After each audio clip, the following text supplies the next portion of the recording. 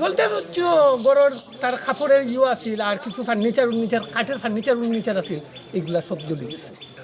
ছিলে মানে চোৰাকুৰি তাতে বিভিন্ন পদ্ধতি জুই লাগিছিলে বুলি অহাৰ পিছতে দেখা পাওঁ যে গাড়ী সোমাবলৈ ৰাস্তা নাই।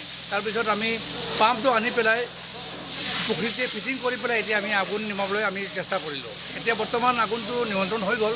তাতে উপস্থিত আছিলে আমাৰ নীলাম বজাৰ fire service, Badarpur fire station আহি পেলাই আমি জুইটো আমি কৰিমগঞ্জ আমি তিনিটা ষ্টেচন মিলি পেলাই জুইটো সম্পূৰ্ণ ৰূপত আমি মানে নিভাব পাৰিছোঁ। আৰু চিভিমি প্ৰথমতে সিহঁতে শিৱমী আহিছিলে।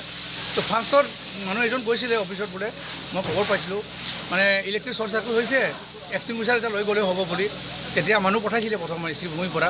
পিছত একো ডাঙৰ জুই হৈ গ'ল। শ্ৰীভূমি আহি পেলাই আকৌ আমাক ফোন কৰিলে নীলাম বজাৰ বদৰপুৰ, চব আহি পালে। আহি পাই পেলাই আমি চবে মিলি পেলাই জুইটো নিয়ন্ত্ৰণ কৰিলোঁ।